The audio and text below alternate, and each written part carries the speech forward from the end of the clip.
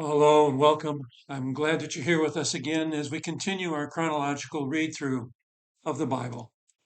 Today we're going to read a handful of Psalms, five of them to be exact.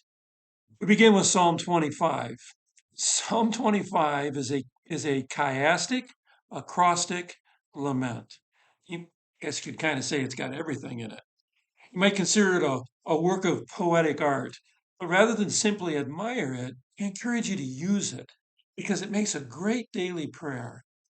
As an acrostic, the psalm begins each successive verse or thought with the next sequential letter in the Hebrew alphabet.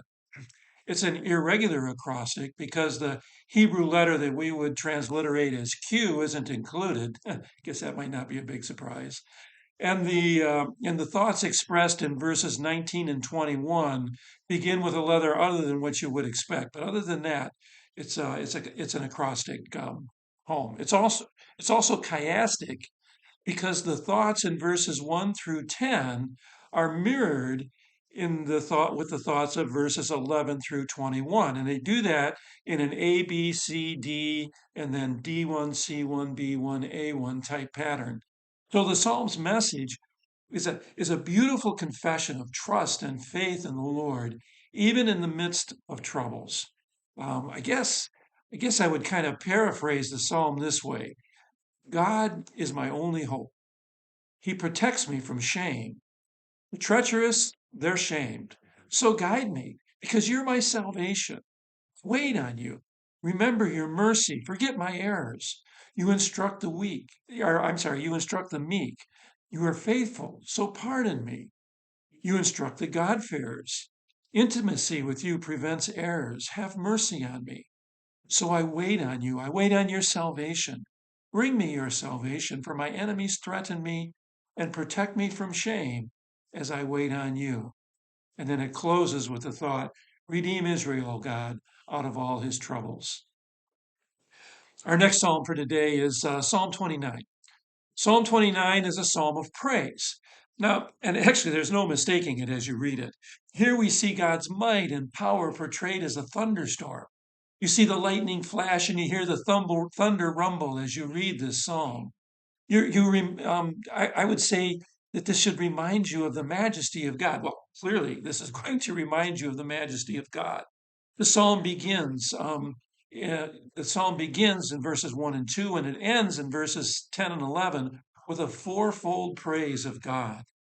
The children of Israel were often tempted to worship Baal, the Canaanite god of rain and storms and fertility. We're often tempted to worship God's gifts of science and wisdom and knowledge, which, quite frankly, make us prone to discount the majesty of God as we revel in our explanations of how God's creation works. But in the storm, we're reminded how great God's power is, how far beyond our imagination his power must be, even as we struggle to define its mechanics in the things we see. And in awe and wonder, we gather in his temple, his church, and we all cry, Glory. Psalm 33 describes the majesty of God's creation and his provision for and his sovereignty over that creation. We're told very clearly that no power on earth can deliver, only trust in the Lord. So praise the Lord, as the opening verse of this psalm invites us to do. Express your love for God in praise that's inspired by his creation, by his deliverance, and by his unfailing love. His creation in verses 6 to 11, his deliverance in verses 12 to 19, and his unfailing love in verses 20 to 22. Now, you might call verse 2 of Psalm 36 an oracle. You see, an oracle is a divinely revealed truth. And in this particular case, the oracle is that those who do not fear God flatter themselves so much that they can't even detect their own sin. Think about that in the things that are going on in the world around us right now. Whether their sinful heart refuses to admit that their sin is wrong or refuses to fear God's judgment, it holds itself in higher esteem than God. Were it not for God's grace, we too would think that way. Verses 5 to 9 proclaim the goodness of God and the blessings that he provides. And in verses 10 to 12, the psalmist prays that God will continue to display that love to his people. Psalm 39 is our final psalm for today. It laments death and the shortness of life. David notes that at first he tried to be quiet about his concerns, but all that did was increase his distress. Death and the fear of death are God's judgment on sin.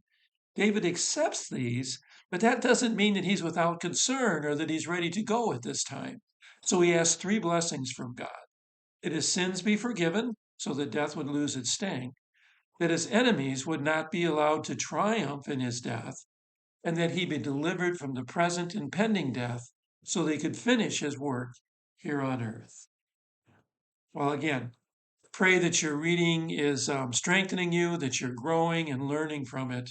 I pray that God would bless you through this time that we spend together and the time that you spend reading.